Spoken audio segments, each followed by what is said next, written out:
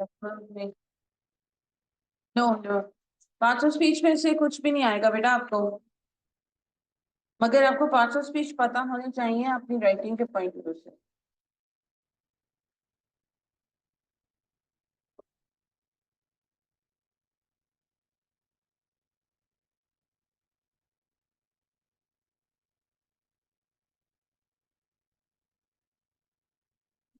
अच्छा जी।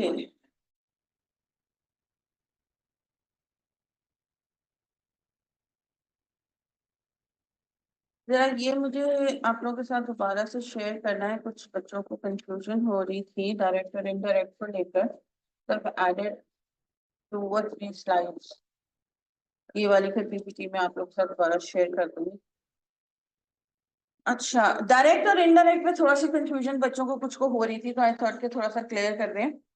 ये direct method कब यूज करते हैं और इनडायरेक्ट हम कब यूज करते हैं। इनडायरेक्ट हम यूज करते हैं जब हमने कोई अनप्लेजेंट न्यूज देनी होती है, या कोई sad देनी है, या कोई नेगेटिव न्यूज देनी है, जिससे आपको पता है कि सामने वाला थोड़ा सा नाराज हो सकता है, गुस्से में आ सकता है, अपसेट हो सकता है, उसको डिसअपॉइंटमेंट हो सकती है। तो वो इस तरह के जब मैसेजेस हमने कन्वे करने होते हैं, तो फिर हम इनडायरेक्ट अप्रोच अप्लाई करते हैं। रिटन में भी कर सकते हैं और सेम चीज आप ओरल कम्युनिकेशन में भी कर सकते हो।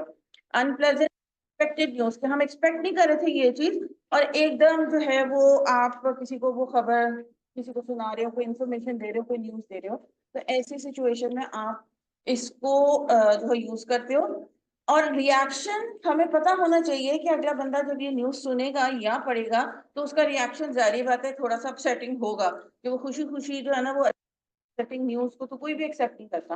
तो हमारा डिसप्लीज्ड या अनप्लेजेंट उनका जो रिएक्शन होगा, उसके लिए हमें तैयार रहना है कि जब हम किसी को खत लिख रहे हैं, ईमेल लिख रहे हैं, तो जब उनका जवाब आएगा या उनका फोन आएगा, जवाबी फोन आएगा, या वो जवाबी ईमेल या लेटर का जवाब देंगे, तो वो जारी बात है अपसेट होंगे। तो उसमें ये भी हो सकता है कि वो थोड़ा सा कोई ऊपर नीचे बात, अगेन वो भी अपने माइंड में रखेंगे कि मैं बिजनेस कम्युनिकेशन कर रहा हूँ या कर रही हूँ, तो वो हो भी सकता है कि वो थोड़ा सा अपना, आप समझो कि टोन हो सकता है थोड़ी सी आपको लगे कि उनकी तल्ख है या ऐसी बात उनको नहीं करनी चाहिए थी। तो हमें ये एक्सपेक्ट करना चाहिए कि जब हम अगले बंदे को न्यूज बुरी दे रहे हैं, तो जब उनका रिप्लाई आएगा तो वो थोड़ा ऊपर नीचे हो सकता है। अगर आप लोगों ने 7 C's, मैं इसीलिए बार बार कह रही हूँ कि पढ़े हो या पढ़े हैं, तो उसमें एक सी है कंसिडरेशन का, कि जिसमें हमने अगले बंदे को थोड़ी सी स्पेस देनी है, थोड़ा सा ख्याल करना है, थोड़ा सा कंसिडर करना है कि भाई मैंने बुरी खबर दी है उसको, तो अगर उसका जवाब इस तरह का आ रहा है तो वो बनता है, क्योंकि मैंने ही तो बुरी खबर उसको दी है। तो कंसिडर करना चाहिए कि कोई बात नहीं, मुझे पता है कि वक्ती तौर पर है, यूजुअली जब हमारी कम्युनिकेशन के साथ होती है रिप्लाई नहीं करते, हमारी तरफ से कोई बैड न्यूज या नेगेटिव न्यूज गई है तो उन्होंने ऐसा रिप्लाई दिया है, तो कंसिडर करें रादर देन उनसे झगड़ना और लड़ना शुरू कर दें कि हमने तो दे दी खबर, आप कोई नेगेटिव नहीं हो रहा हमसे, आपका काम, तो आपको क्या प्रॉब्लम हो रही है, all that. Instead of fighting हमें कंसिडर करना चाहिए कि ओके हमारी तरफ से थोड़ी सी गड़बड़ हुई है, तो अगर उनका रिप्लाई ऐसा आ रहा है तो कोई बात नहीं, 2-3 दिन बाद हो जाएगा, जब हम उनको काम करके देंगे तो फिर हमारे साथ दोबारा से रिलेशन उनके साथ ठीक हो जाएंगे। तो इस वजह से मैं दोबारा आप लोगों को रिमाइंड करा रही हूँ कि 7 C's को एक दफा कर लीजिएगा, क्योंकि करिकुलम का हिस्सा नहीं है, मेरी गलती है कि मैं करा ही देती, वैसे कुछ चीजें नहीं भी हैं तो वो मैं भी करा रही हूँ for the sake of understanding. Any how, direct method हम यूज करते हैं कि जब कोई हमने न्यूट्रल, पॉजिटिव या एक्सपेक्टेड न्यूज देनी हो, कि हमें पता था कि अब जैसे ईद की छुट्टियां हैं, हमें पता होता है ना कि आजकल में अनाउंस हो जाएंगी, रमजान खत्म होने वाला है, समथिंग लाइक दैट, वो एक्सपेक्टेड न्यूज होती है। तो उसमें ना,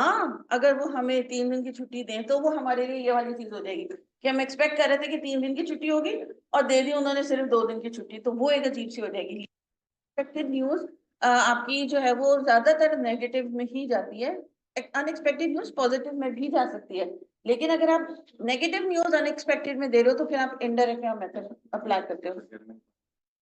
अ, एक सेकंड बेटा, इधर तो नहीं है, वो होती है ना लेके, बेटा किसी के पास सर की बॉटल तो नहीं है, वाटर बॉटल, तो वो बस देखी तो नहीं है किसी ने, नहीं इधर भी नहीं है, नहीं सर तो है,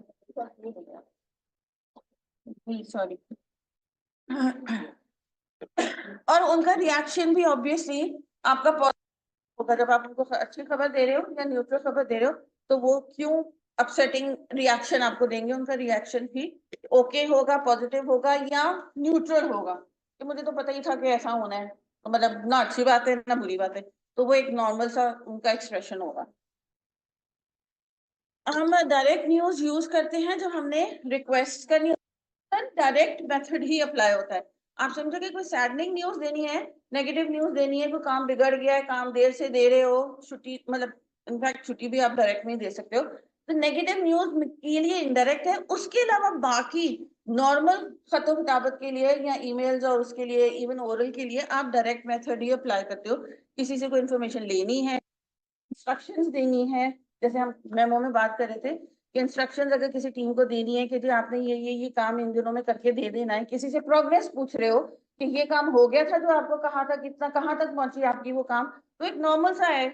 मैसेज, तो वो आप डायरेक्ट में ही उनसे पूछोगे। तो ज्यादातर डायरेक्ट मेथड ही कम्युनिकेशन में यूज किया जाता है।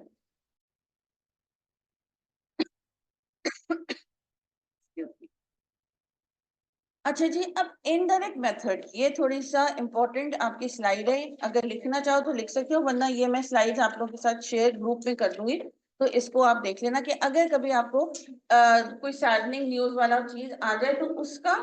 स्ट्रक्चर कैसे करना है, आपने लेटर का या ईमेल। इनडायरेक्ट में आप, पहले मैंने आपको कहा था इधर उधर की थोड़ी सी बात करते हो, जिसको हम बफर या बफरिंग का वर्ड इसके लिए यूज होता है। बिगिन विद अ न्यूट्रल और positive statement that builds repo. कभी भी बुरी खबर हम स्ट्रेट अवे नहीं देते। हमने जो है 10 लाख में आपका काम करना था जी, हम तो वो 15 लाख में करने लगे, 5 लाख भेज दे। एक शॉकिंग अनएक्सपेक्टेड न्यूज दे रहे हो, नेगेटिव न्यूज दे रहे हो, उनके 5 लाख आप एक्स्ट्रा खर्च कर रहे हो।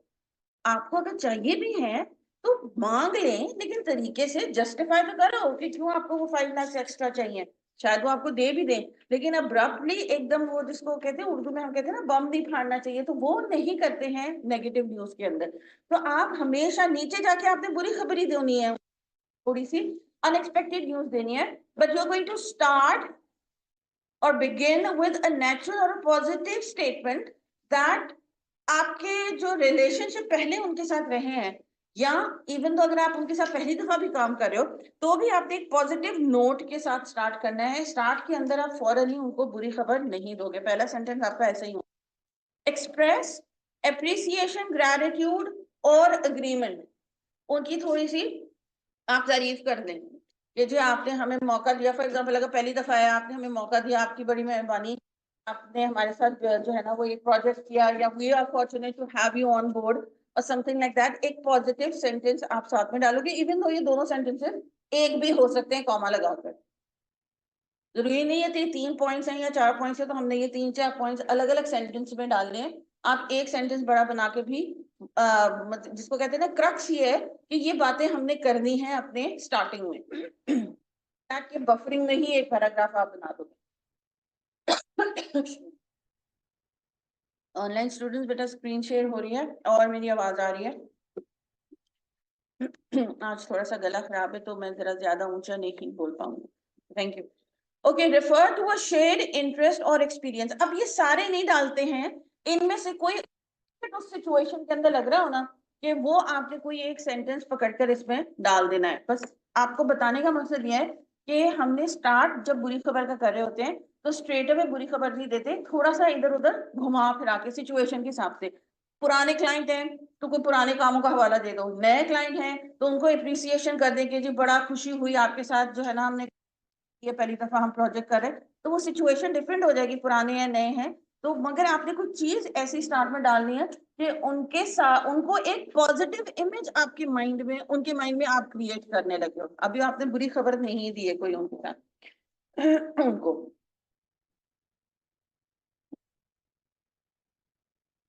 फिर आप एक्सप्लेन पर आते हो। आप समझो कि जो एक्सप्लेनेशन है आपका, ये आपका सेकेंड पैराग्राफ होने वाला है। Provide context and background information, या इसको भी फॉर दैट मैटर इसमें भी इंक्लूड कर सकते हो फर्स्ट पैराग्राफ के अंदर, कि कभी जरूरत पड़ती है कि थोड़ी बैकग्राउंड इन्फॉर्मेशन देनी है कि हाँ जी वो आपने महीना पहले हमें जो काम कहा था उसकी प्रोग्रेस,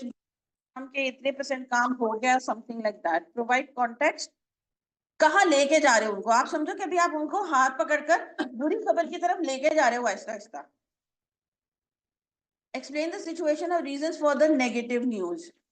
कि जी आपसे बात हुई थी कि 14 तारीख तक आपको फलाना काम करके हम दे देंगे या डिलीवरी हो जाएगी, और आप सारे पैसे दिए थे आपके काम के मुताबिक, जो आपको हमने बीच में एक हफ्ता पहले चीजें भी दिखा दी थी, आपके बंदे ने आके देख भी ली थी वगैरह वगैरह, सिचुएशन पे डिपेंड करता है। तो ये सारा काम अभी हो रहा है, उनको बैकग्राउंड इन्फॉर्मेशन दे रहे हो कि हम बिल्कुल ऐसा नहीं है कि 14 तारीख को हमने आपको काम देना था तो अभी तक हमने काम ही शुरू नहीं किया है, या डिलीवरी का कोई चांस ही नहीं है। उनको ये थोड़ी सी हौसला उनको देना है कि आपका काम ऑलमोस्ट कंप्लीट, अगर कहीं पैसे मांगने हैं तो, या डिलीवरी में देरी हो रही है तो, समथिंग लाइक दैट। तो आपने उनको थोड़ा सा वो बकअप करने हैं कि ओके हम बिल्कुल ही खाली हाथ नहीं है, फलाना फलाना काम हमने कर लिया, फलानी फलानी चीज हमने ऑलरेडी आपको फोन पे बता दी थी या समथिंग लाइक दैट। तो उनको थोड़ा सा कॉन्टेक्स्ट देना है आपको, थोड़ी सी उस डीलिंग और उस प्रोजेक्ट की बैकग्राउंड इंफॉर्मेशन देनी है। एक्सप्लेन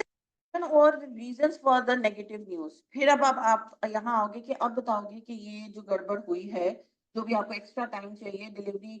के वैन्स खराब हो गई है कि डिलीवरी नहीं हो सकती है, क्यों नहीं हो सकती है उसके बारे में आप बताओगे, या पैसे एक्स्ट्रा चाहिए उसके बारे में बताओगे। सर्विसेज आप जो ने प्रोवाइड करने को कहा था, यस हमारी डीलिंग हुई थी कि हम इतने में कर देंगे, लेकिन फॉर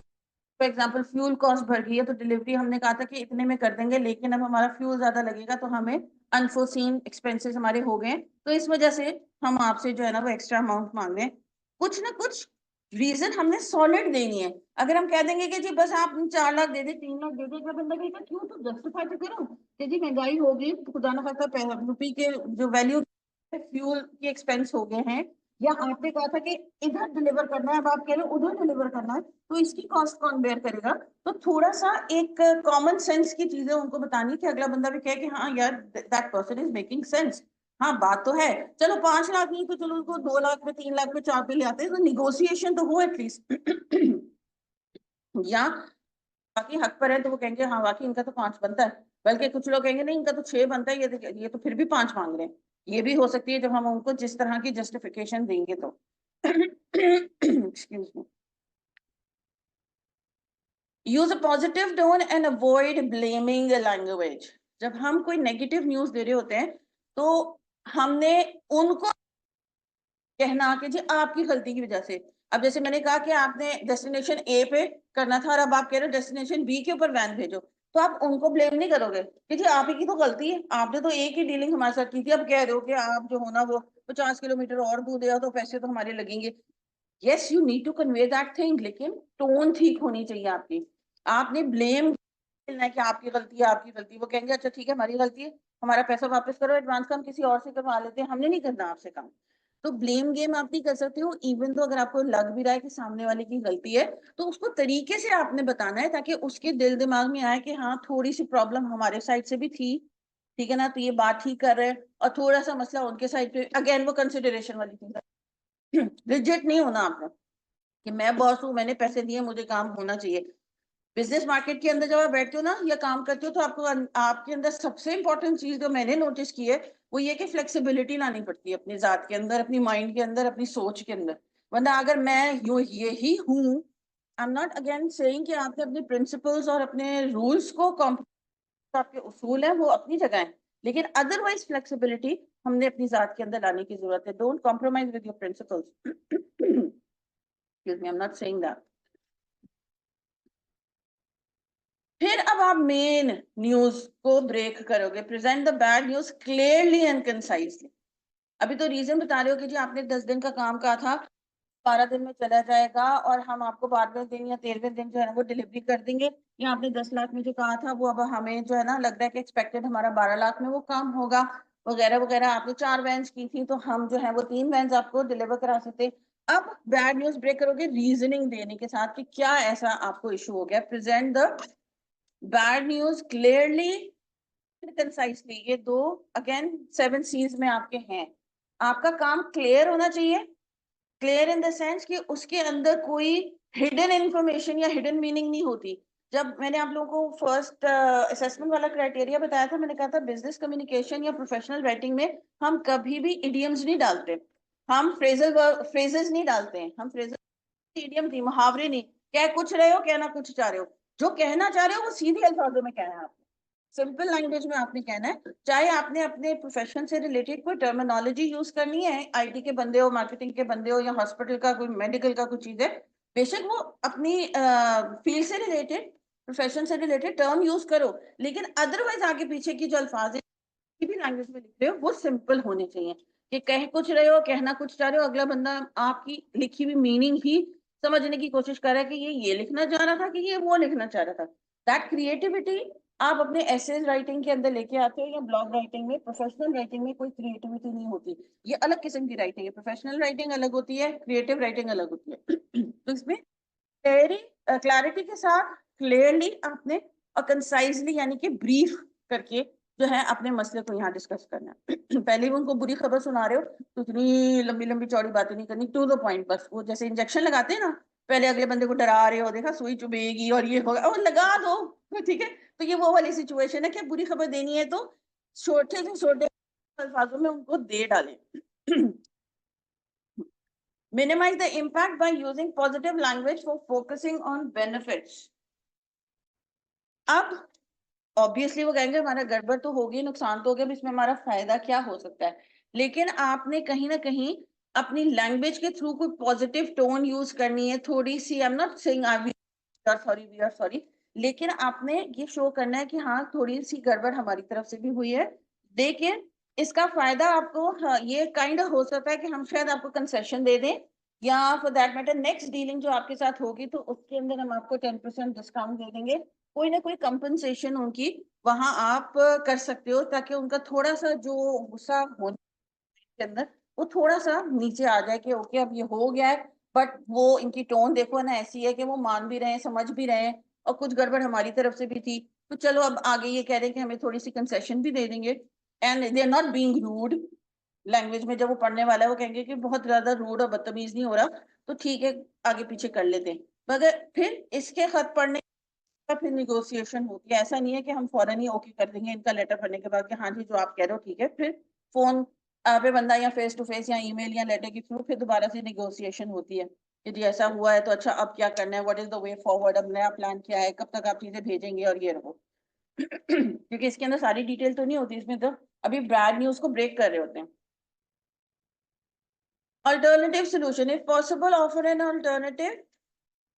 कॉम्प्रोमाइज और सोल्यूशन, कि जी हम ऐसा कर सकते हैं कि हम जो है वो हमारी अगर वैन्स खराब हो गई हैं या ड्राइवर्स का स्ट्राइक पे चले गए हैं तो हम बाहर से कहीं से वैन ड्राइवर्स हायर कर लेते हैं, वैन्स तो हमारी हैं ही, तो हम बाहर से वैन वालों को ड्राइवर्स को हायर कर लेते हैं, तो आपकी डिलीवरी हम जो है ना वो 1 या 2 दिन करा देंगे, क्योंकि हमें हायरिंग में टाइम लगेगा, बाहर से वेंडर्स ले रहे, लेकिन आपका काम हो जाएगा। तो कोई ना कोई आप यहाँ उनको ऑल्टरनेटिव या कोई एक सोल्यूशन प्रोवाइड कर रहे हो कि जी ये हो तो गई है गड़बड़, लेकिन अब हम जब बैठे हैं, हमारी टीम जब बैठी थी तो ये समझ में आया कि ये 1 या 2 सोल्यूशन निकल सकते हैं, तो ये हम आपके सामने रख रहे हैं, बता दें कि आप एक्सेप्ट करोगे कि नहीं करोगे इनमें से, या आपको ठीक लग रहे हैं। आपने कोई ना कोई सोल्यूशन प्रपोज भी करना होता है, सजेशन देनी भी होती है उनको, ताकि वो ये ना कहें कि जो बुरा काम करके बस हमें खबर दे दिए, अब इसका हम क्या करें, कोई पॉसिबल सोल्यूशन या सोल्यूशंस साथ में आप उनको दे दो, ताकि उनमें से अगर कोई उनको समझ में आ रहा है या वो अपनी तरफ से कोई और एक सोल्यूशन ऐड करना चाह रहे हैं तो वो आपको ऐड करके दे सके, कुछ तो प्रेजेंट करें, so that you are trying to be helpful and accommodating. Although हमसे गलती हो गई है, लेकिन चलो अब जैसे घर में अगर कोई चीज टूट जाती है तो अम्मी से डांट तो चलो पिट गई, लेकिन अम्मी को कहेंगे आप रहने देते आपका हाथ खराब हो जाएगा मैं उठा लेता हूँ, तो कोई ना कोई कंपनसेशन, या कुछ गए बाजार से 2-4 दिन बाद अम्मा वो आपसे वो फलानी चीज मेरी खराब हो गई थी तो चले ये आप ले लें, एज इट इज तो नहीं ला के दे रही वो चीज, लेकिन कोई चीज तो क्या है, कंसिडरेशन शो कर रहे हो, थोड़ा सा उनको कंफर्ट उनको दे रहे हो, ताकि अम्मा कहे कि हाँ अगली बारी भी तोड़ेगा तो कुछ ना कुछ ला देगा। इसी तरह कम्युनिकेशन या रिलेशनशिप्स चलते हैं, आप समझे कि ये भी रिलेशनशिप ही है हमारा, एक कंपनी से दूसरी कंपनी का, या एक क्लाइंट का दूसरे कस्टमर से। तो जब हम घरेलू रिलेशनशिप समझते हैं कि खराब नहीं होनी चाहिए, तो प्रोफेशनल भी इक्वली इंपॉर्टेंट होती हैं कि वो रिलेशनशिप में हमारी खराब ना हो। जी क्लोजिंग, क्लोजिंग के अंदर आप दोबारा से मेन पॉइंट्स को काइंड ऑफ ब्रीफली रीस्टेट करते हो और रिक्वेस्ट उनसे अब ये हम अगेन प्रपोजल जो आपको दिया था, तो इसके ऊपर अब आप बताएं कि हम काम करना शुरू कर दें या कोई फर्दर आपके साथ मीटिंग वगैरह हमने करनी है। Accept express optimism and goodwill, यानी कि पॉजिटिव एटीट्यूड रखो, जिसको कहते हैं ना कि वो क्या कहते हैं, नेगेटिव पहलू के ऊपर नहीं देखना है आपने, पॉजिटिव पहलू के ऊपर देखते हुए आप बात करते हो कि जी ये होपफुली इंशाल्लाह समथिंग लाइक दैट। तो इस तरह की क्लोजिंग करनी है ताकि उनका लेटर या ईमेल पढ़ने के बाद थोड़ा सा उनको वो हो कि हाँ यार ये पॉसिबिलिटी नजर आ रही है, गड़बड़ तो हो गई है, पर शायद इसका कोई ना कोई हल निकल आ सकेगा कि जिसमें हम थोड़ा सा, अगर हमें नुकसान है तो थोड़ा सा उनको भी नुकसान है, तो चलो अब कुछ कर लेते हैं मिलके। या कभी कभी काफी नुकसान जो पार्टी जिससे गड़बड़ हुई होती है वो के सामने वाली पार्टी को वो नुकसान पहुंचने ही नहीं देते। तो ये भी कंसिडरेशन होती है कि जी साफ साफ अल्फाजों में लिखा हुआ है कि सारी कॉस्ट वो लोग ही बेयर करेंगे क्योंकि उनसे गलती हो गई है, हमारा तो काम हो ही जाएगा। और वो थोड़ी सी टोन उनकी अपोलोजेटिक भी है तो चलो ठीक है, कोई ऐसा मसला नहीं है। तो ये भी आपकी टोन पे ही सारा कुछ डिपेंड करता है, एक वर्ड चॉइस और टोन आपकी क्या है लेटर के अंदर या किसी भी पीस ऑफ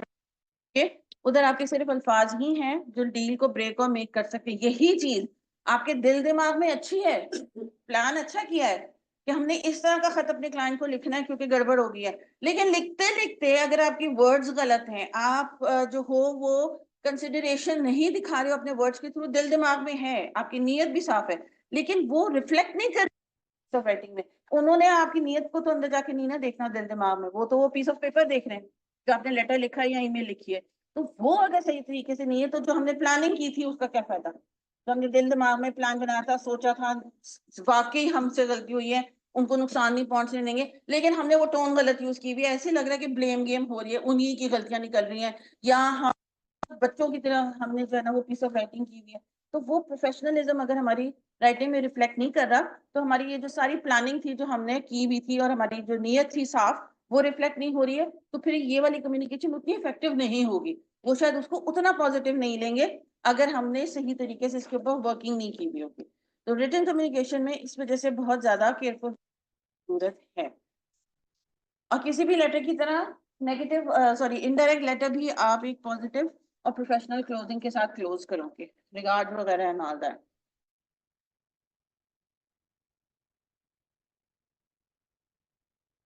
डायरेक्ट तो बड़ा सिंपल सा होता है,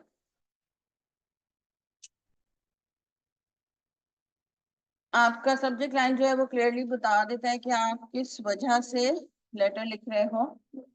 सैल्यूटेशन आपकी होती है ओपनिंग में, जैसे आप ब्रीफ वगैरह करते हो।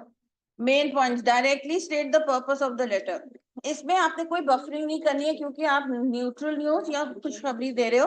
तो स्ट्रेट अवे ही आप बता दोगे कि I am writing this to inform you something like that. यदि कल से छुट्टियां हो रही हैं या आपकी सैलरी बढ़ा दी गई है या टाइमिंग वही है हम चेंज नहीं कर रहे या रमजान के टाइमिंग्स चेंज हो गए हैं, तो एक्सपेक्टेड न्यूज भी हो सकती है कि हमें पता था तो ये तो होना ही था, हमेशा रमजान में चेंज हो जाते हैं टाइम, तो ना अच्छी बुरी खबर है ना बुरी खबर है, एक्सपेक्टेड न्यूज थी, तो उसके लिए भी आप अपना डायरेक्ट मेथड यूज करोगे। प्रोवाइड एनी नेसेसरी बैकग्राउंड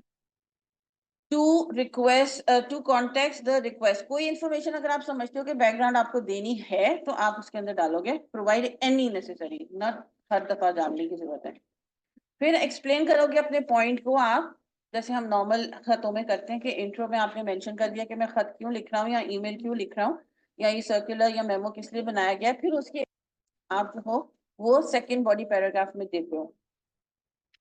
कोई रेलेवेंट एविडेंस देने हैं, इन्हें रीजंस देनी है, आपने एग्जांपल्स देने हैं, कोई डेटा शेयर करना है, कोई फिगर्स शेयर करने हैं, तो वो आप supporting detail second body paragraph में देते हो। कभी कभी थर्ड पैराग्राफ भी बनता है हमारा लेटर में या ईमेल में जब हमने कोई लंबी चौड़ी इंस्ट्रक्शंस दी, भाई ये मैंने आपको इन्फॉर्मेशन दी है लेटर या ईमेल के थ्रू, अब आपने इसके ऊपर ये काम करना है, तो ऐसी सिचुएशन में थर्ड बॉडी पैराग्राफ भी बनता है। अगर आपने नॉर्मल एक इन्फॉर्मेशन सिर्फ उनको प्रोवाइड करनी है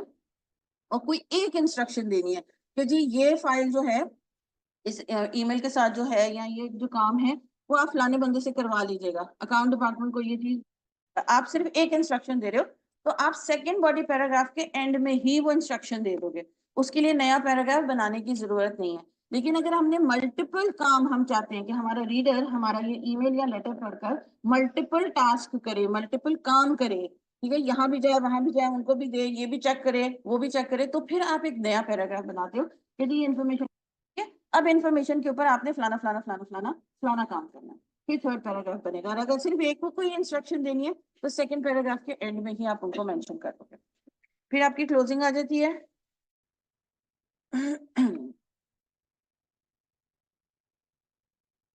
एक्सप्रेस एप्रिसिएशन और ग्रैटिट्यूड, अगर कोई ऐसा है कि किसी की तारीफ आपने करने के लिए लेकर, खुशखबरी देने के लिए कि जो आपकी बहुत अच्छी आपने परफॉर्मेंस दी थी, तो इस वजह से आपको जो अवार्ड दिया जा रहा है फलाने दिन, तो आप आइएगा जरूर, तो हमने इवेंट रखा है या आपकी सैलरी आप लोगों की बढ़ा दी गई है, मैंने रिक्वेस्ट की थी, तो उनके काम को अप्रिशिएट करें यहाँ कि इस वजह से हम आपकी जो है वो सैलरी को हमने एक्सेप्ट किया, आपकी रिक्वेस्ट को। Provide a call to action, वो वाली चीज की कॉल टू एक्शन है कि if applicable, call to action मतलब कि कोई काम अगर आप उनसे चाहते हो तो, अगर कोई काम आप उनसे नहीं चाहते हो तो फिर ये वाला एलिमेंट हम नहीं इसमें अंदर डालते हैं। इफ एप्लीकेबल यानी कि अगर वो सिचुएशन में अप्लाई हो रहा है, अगर आप सिर्फ उनको इन्फॉर्मेशन देना चाह रहे हैं तो दैट इज इट, कोई उनसे टास्क नहीं चाह रहे हो तो फिर ये वाला पॉइंट हम हटा देते हैं। And with a professional ending, best regards, regards, profound regards and all. ये जो दो वर्ड्स हैं, बेस्ट रिगार्ड्स एंड रिगार्ड्स, ये शायद मैंने आप लोगों को पहले भी कहा था, ये यूनिवर्सल हैं। आप अपना प्राइम मिनिस्टर को लिख रहे हो या आप अपने किसी जूनियर को भी लिख रहे हो, ये यूनिवर्सल हैं, ये किसी के लिए भी चलते हैं। तो इस वजह से अगर कहीं कंफ्यूजन है कि यहाँ मैंने योर्स ट्रूली लिखूं, योर्स फेथफुली लिखूं, योर्स लविंग लिखूं, योर्स ओबीडिएंटली लिखूं, पता नहीं कितने सारे हमारे हैं, कंफ्यूजन है तो drop them specially for the paper, और सिर्फ रिगार्ड्स या बेस्ट रिगार्ड्स कर लो अगर कंफ्यूजन है तो।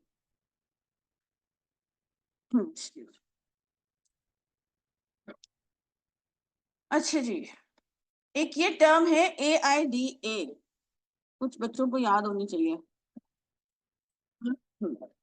अच्छा जी, ये भी बिजनेस वर्ल्ड में जो है वो काम आती है जब आपने अपने क्लाइंट्स वगैरह से डीलिंग करनी होती है। ए से बनता है या अवेयरनेस, अभी हम आते हैं कि क्या होता है ये। आई से इंटरेस्ट, डी से डिजायर एंड ए से एक्शन।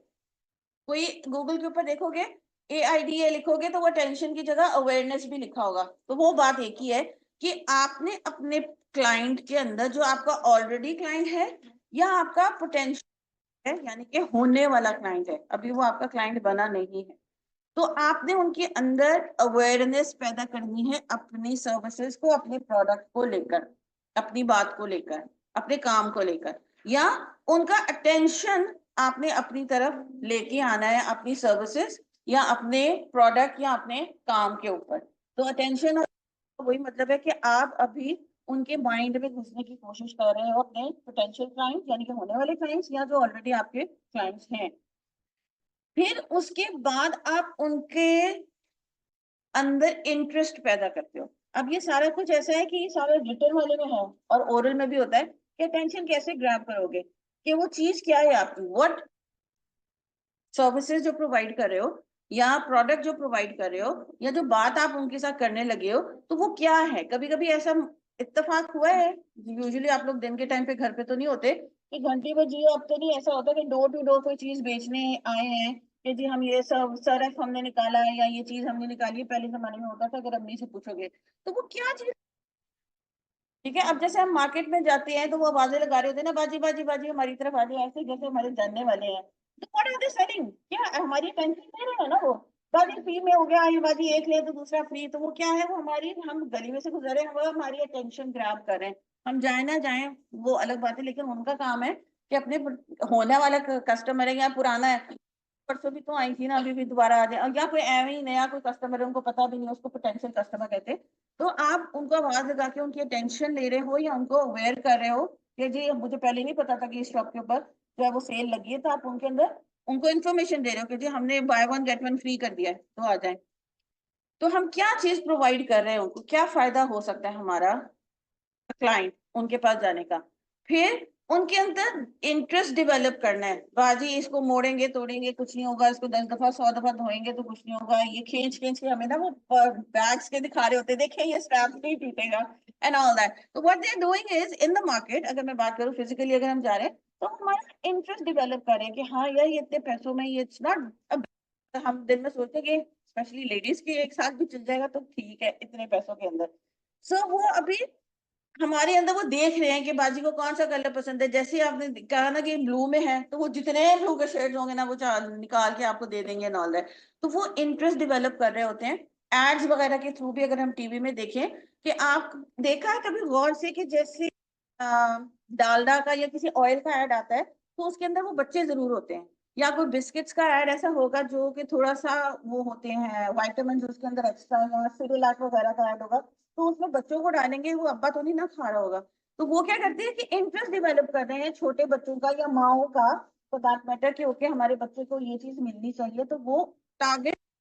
फॉर एग्जाम्पल माओ को, तो वो माओ के अंदर अवेयरनेस पैदा कर रहे हैं, माओ के अंदर इंटरेस्ट पैदा कर रहे हैं। अगर कोई लड़कों की मैं बात करूं कि कोई रेजर का ऐड हो जाता है या कोई बाइक का या कार का ऐड हो जाता है, तो वो उन लोगों के साथ टारगेट करे, चाहे वो लड़कियां भी हों, कि जिनको बाइक्स का, हैवी बाइक्स का या गाड़ियों का शौक है, उनको अवेयर करे, उनके अंदर जो है वो इंटरेस्ट डेवलप करे।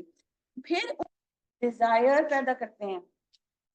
थोड़ी सी मैनिपुलेटिव जो है ना ये गेम होती है, ये जो AIDA है,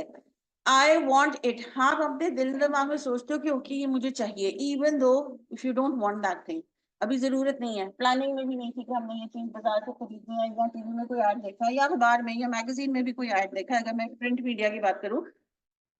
कि कोई लेना नहीं है, लेकिन उनके वर्ड्स के थ्रू आपके अंदर उन्होंने टेंशन ग्रैब की। फिर आपके अंदर जो है ना, हाँ ये हो सकता है, काम का हो सकता है, although you don't need that, already उससे मिलती जुलती चीज कोई पड़ी है, लेकिन इंटरेस्ट डेवलप उन्होंने किया। उसके बाद आपके अंदर डिजायर या ख्वाहिश जिसको कहते हैं वो पैदा की है, कि यार ये मुझे लेना है, even if I don't get it now, या ये सर्विस मैं अवेल अभी नहीं करती, नॉट ऑलवेज की कोई प्रोडक्ट ही होता है, कि ये सर्विस या ये रेस्टोरेंट में अभी नहीं जा रही, ठीक है, तो रेस्टोरेंट में मगर वीकेंड के ऊपर जाऊंगी, अभी नहीं हम जा सकते क्योंकि टाइम नहीं है, फॉर दैट मैटर पैसे नहीं है, तो वीकेंड के ऊपर जरूर जाना है। तो डिजायर उन्होंने क्रिएट कर लिया है। अभी उनका आधा पौना काम हुआ है। फिर क्या होता है, वो एक्शन हम ले लेते हैं bye either purchasing that service or product or going to the restaurant, और वहाँ खाना खा लिया, मूवी देख ली, फॉर दैट मैटर वो सिनेमा वालों का फायदा हो गया, तो हम उनका कोई ना कोई फायदा एंड में कर देते हैं बाय अवेलिंग दैट अपॉर्चुनिटी, जिसको उन्होंने मेहनत करके हमारे अंदर अटेंशन भी डेवलप की, इंटरेस्ट भी डेवलप किया, और हमारे अंदर ख्वाहिश भी डेवलप की, और एंड में फिर हम एक्शन, नॉट ऑलवेज। अब फॉर एग्जाम्पल, अगर कोई मैगजीन में ऐड है यूनिवर्सिटी का, तो क्या आप समझते हो जिस जिस स्टूडेंट ने पढ़ा है वो सारे जाके एडमिशन तो नहीं ना ले लेंगे, क्या उनको एडमिशन लेनी ही है? तो क्या XYZ कॉलेज के अंदर जरूरी है कि वो सारे बच्चे एडमिशन ले लें जिन्होंने वो ऐड पढ़ा? नहीं। लेकिन हमारी जो इस साइड पे होते हैं उनकी कोशिश तो यही होती है कि मैक्सिमम लोग हमारी यूनिवर्सिटी में एडमिशन, मैक्सिमम लोग हमारा प्रोडक्ट ले ले, मैक्सिमम लोग हमारी सर्विसेज ले ले। तो इस वजह से वो सबको ही एक ही तरीके से यूजुअली कैटर कर रहे होते हैं, कि क्या पता ये 2 दफा कर ले वो काम, चाहे वो 1 दफा ना करें, ये 4 दफा कर लेंगे, तो हमें तो नहीं पता होता। एक्चुअली जो पहले वाले हमारे क्लाइंट होते हैं, तो हमारी कोशिश वही होनी चाहिए कि हम उनको उस एंड तक लेके आए कि वो एक्शन, क्लियर है? अब अगर हम राइटिंग की बात करते हैं, सेल्स लेटर लिख रहे हो, मार्केटिंग लेटर अगर आप लिख रहे हो, तो आपने उसके अंदर ये चीजें अटेंशन उनकी ग्रैब करनी है, कि क्या ऐसा प्रोडक्ट है, क्या ऐसी सर्विसेज है जो आप प्रोवाइड कर रहे हो। ठीक है, नया कोई माल निकला है, पुराने कस्टमर से आप बात कर रहे हो या नए कस्टमर्स के साथ आप डीलिंग कर रहे हो, तो आप उनके अंदर अटेंशन, अवेयरनेस लोगे कि जी अच्छा, पहले भी आप ये AC इस्तेमाल करते रहे, लेकिन क्या हमारे AC में ऐसी क्या खास बात है तो हमसे AC ले कहेंगे? मैं पुराना से चल रहा है, लेकिन आपने कोई ना कोई कोशिश करके ये करना है कि हमारे ही वो अगली दफा जब वो AC लें, प्रोजेक्टर लें, पंखे लें या लाइट लें, कुछ भी, तो वो हमसे ही बाय करें। उनका इंटरेस्ट आपने डेवलप करना है, उनके कुछ पॉजिटिव्स ऑब्वियसली आप उसके बारे में के कंपेटिटर से थोड़ा सा डिफरेंट होंगे। उसके बाद वो शायद उनके अंदर कोई डिजायर क्रिएट हो, इन द सेंस कि 6-8 महीने बाद हमने कोई चीज परचेस करनी है, तो चलो इस कंपनी से ही हम चीज ले लेंगे। इवन तो अगर आप हम इस साइड ऑफ द टेबल पे जो बैठे होते हैं, लॉन्ग टर्म भी देख रहे होते हैं ना, कि इस इंसान से या इस कंपनी से फायदा होना है, तो भी हम उतनी ही मेहनत करते हैं जितना कि हमें पता होता है कि ये 2 दिन के अंदर भी कोई ले लेगा या हमारी सर्विसेज ले लेगा। तो अगर लॉन्ग टर्म भी हमें नजर आ रहा है, तो हमने उतनी ही मेहनत करनी होती है इसके साथ, लेटर राइटिंग में, चाहे या ओरल भी अगर आप कर रहे हो। तो ये आइडिया क्लियर हुआ है? ओके। ऑनलाइन स्टूडेंट्स,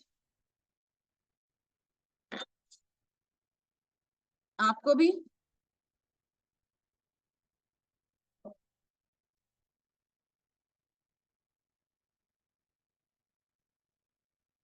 जो हमने कल ईमेल कर ली थी ना, सीसी तो की थी।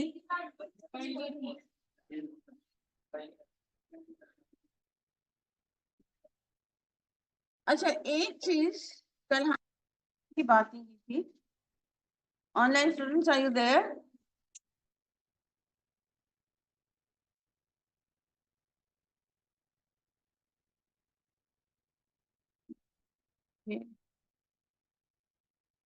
Okay Fauzia, thank you. ठीक है, ओके जी। हमने लेटर में बात की थी कि अगर कोई डॉक्यूमेंट्स हमने साथ में देने होते हैं तो हम एनक्लोजर का वर्ड यूज करते हैं। अगर ईमेल में भी हमने कोई डॉक्यूमेंट, कोई फाइल, कोई चीज किसी को भेजनी होती है तो उसके लिए वर्ड यूज होता है अटैचमेंट। अब इसमें एक फायदा ये है क्योंकि ये इलेक्ट्रॉनिक है, तो इसमें आप कोई डॉक्यूमेंट भी भेज सकते हो, इसमें आप कोई लिंक भी भेज सकते हो, इसके अंदर आप कोई पिक्चर भी भेज सकते हो, इसमें आपको वीडियो भी भेज सकते हो। तो ये इसके अंदर फायदा है। लेकिन जब भी हम ईमेल के थ्रू अगर कोई चीज ईमेल के साथ दे रहे होते हैं तो वर्ड अटैचमेंट यूज करते हैं कि आई एम अटैचिंग दिस, या जरा अपना चेक कर लीजिएगा, मैंने ये सारी सारी चीजें जो है ईमेल के साथ अटैच की हैं एंड ऑल दैट। तो वो वहाँ वर्ड आपका अटैचमेंट का यूज होता है। जैसे ही हम इसको क्लिक करते हैं ये क्लिकेबल होता है। ये मैंने थोड़ी सी जरा पुराना एक इमेज उठाया हुआ है। तो आप इसको क्लिक करते हो तो आपका एक जो सिस्टम के ऊपर एक विंडो खुल जाती है, वो आपसे पूछती है कि कहाँ से आपने फाइल उठानी है। तो वो वहां से आप XYZ जगह, तो डेस्कटॉप से एंड ऑल दैट उसको ओके करते हो तो इधर कहीं आपकी वो फाइल का नाम एक आ जाता है और एक आइकॉन बना आ जाता है, जिससे कंफर्मेशन हो जाती है कि आपने सक्सेसफुली जो है वो अपनी अटैचमेंट को अपनी ईमेल के साथ अटैच कर लिया है। कभी कभी अगर नेट ऊपर नीचे हो जाए या बीच में डिस्कनेक्ट हो जाए तो वहां वो एक रेड लाइन दे देते हैं या कोई नोटिफिकेशन दे देते हैं कि आपका जो है वो फाइल सही तरीके से, उसको दोबारा ट्राई करें। वो जीमेल पे अलग होगा, हॉटमेल पे अलग होगा, याहू पे अलग होगा एंड ऑल दैट, आउटलुक वगैरह पे। लेकिन कहीं ना कहीं इंडिकेशन वो आपको दे देते हैं कि सक्सेसफुली आपकी चीज जो है वो अपलोड या हमारी ईमेल के साथ अटैच हुई है या नहीं हुई है। वंस यू आर डन, फिर आप अपना सेंड का बटन दबाते हो तो वो आपकी ईमेल पहुंच जाती है उन साहब या साहबा को जिनको आपने टू में डाला होता है। टू में आप मल्टीपल लोगों को डाल सकते हो। सीसी और बीसीसी क्लियर हुआ था कल। तो ये अगर हमने डालना है तो फिर हम इसको क्लिक करते हैं तो इस तरह के बॉक्सेस खुल जाते हैं। अभी दो बॉक्सेस हैं, फिर चार बॉक्सेस हो जाते हैं। एक सीसी का बॉक्स खुल जाएगा और लेफ्ट में सीसी लिखा होगा, और अगर हम बीसीसी को भी प्रेस करते हैं तो लेफ्ट में बीसीसी लिखा होगा कैपिटल में, और आगे इतना लंबा रेक्टेंगुलर बॉक्स खुल जाते हैं। तो आप मल्टीपल लोगों को सीसी भी कर सकते हो, मल्टीपल को आप बीसीसी भी कर सकते हो। जैसे उनका आप ईमेल आईडी डालोगे तो वो जैसे ईमेल आईडी .com पे खत्म होगा या .uk पे या .gov पे खत्म होगा तो वो ऑटोमेटिकली आपका इस तरह की कोई चीज आ जाती है और फिर नेक्स्ट आपका कर्सर आ जाता है कि अगर आपने कोई और ईमेल डालनी है तो वो आप वहां डाल सकते हो। Excuse me। ये ज्यादा हमें समझने की जरूरत नहीं है, हमें सिर्फ अंदर का मैटर समझना है, क्योंकि उन्होंने अगर ईमेल देते हैं तो यहाँ से लेकर आपको ये बॉक्स दिया हुआ होगा जिसके अंदर ये बुलेट वगैरह, ये इटैलिक और अंडरलाइन और बी वगैरह होगा। ऊपर कुछ नहीं होगा, ये सारा कुछ हमने ही यहाँ मेंशन करना होगा। अगर वो ईमेल देते हैं तो फ्रॉम भी हमने लिखना होगा, टू भी हमने लिखना होगा, सब्जेक्ट भी हमने लिखना होगा, क्योंकि वो हमें सिर्फ एम्प्टी बॉक्स दे रहे हैं। तो हम जब अपना वर्ड काउंट करेंगे तो ये जो वर्ड हमने यहाँ नीचे लिखा होगा फ्रॉम, उससे काउंट करेंगे। और इस बॉक्स के अंदर राइट हैंड साइड पे आपके नंबर ऑफ वर्ड्स आ रहे होंगे कि कितने नंबर ऑफ वर्ड्स आपके हो गए हैं। अच्छा एक चीज बड़ी अजीब सा एक सवाल किसी ने पूछा था, जो कि तकरीबन हर एक ईमेल में मेरे से पूछा जाता है कि जैसे हर सेशन में कि जैसे ही 150 वर्ड्स हो जाए तो बस हम दूसरे क्वेश्चन पे चले जाएं, इसका क्या जवाब होना चाहिए? कंप्लीट करके। वो सिर्फ नंबर ऑफ वर्ड्स नहीं देख रहे, गुड जॉब है, कि वो ये देख रहे हैं कि आपने पूरा लिखा है, मुकम्मल ईमेल की है, क्लोजिंग की है, सिग्नेचर लिखा है, ईमेल लिखी, अपना साइन किया है, आपने लास्ट पैराग्राफ अभी, और आपकी 150 वर्ड्स अगर हो गए हैं और आपने कहा चलो जी 150 वर्ड्स हो गए तो अब हम दूसरे क्वेश्चन पे चले जाते हैं, वो इनकम्प्लीटनेस के बहुत सारे मार्क्स कट जाएंगे। नंबर ऑफ वर्ड्स पूरे होने के थोड़े से मार्क्स देंगे और इन अच्छे खासे मार्क्स कट जाएंगे। Same is the case with प्रेसी writing. जब आप लोग करोगे जो पार्ट बी है क्वेश्चन 11 का, कि अगर आपको लग रहा है कि 95 to 100 वर्ड मेरे हो गए, चलो मैं नेक्स्ट क्वेश्चन पे चले जाता हूँ, आपने पूरी की पूरी प्रेसी राइटिंग की है कि नहीं की है? अगर इनकम्प्लीट की है तो वो इनकम्प्लीटनेस के काफी मार्क्स काट लेंगे और नंबर ऑफ वर्ड्स पूरे होने के थोड़े से मार्क्स देंगे सिर्फ। तो हमारा फोकस नंबर ऑफ वर्ड्स पूरे करने पे नहीं होना, That is one of the things that we need to keep in mind. Yes, it is important, yes, but it is the only thing that is important, that is wrong. उस पर ध्यान रखना है डेफिनेटली हमने, कि कम ज्यादा ना हो जाए। अच्छा, इसके बारे में हम सारी बातें कर चुके हैं, ये मैंने वर्ड्स में भी लिख दिए थे।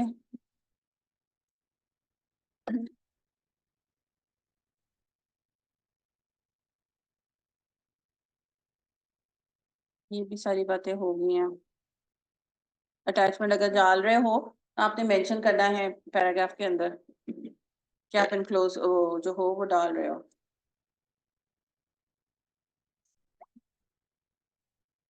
हमारा 1.5 घंटे की बात है।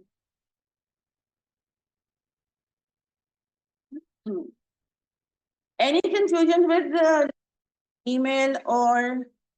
memo so far? हम जब प्रैक्टिस करेंगे तो एक दफा दोबारा से उनके फॉर्मेट को देखेंगे। मैं मेमो की एंडिंग में नेम नहीं लिखेंगे, नहीं बेटा, क्योंकि स्टार्ट में लिख दिया ना आपने टू और फ्रॉम में, तो मेमो के एंड में नहीं लिखेंगे अब अपना नाम। अच्छा कि ma'am, is it okay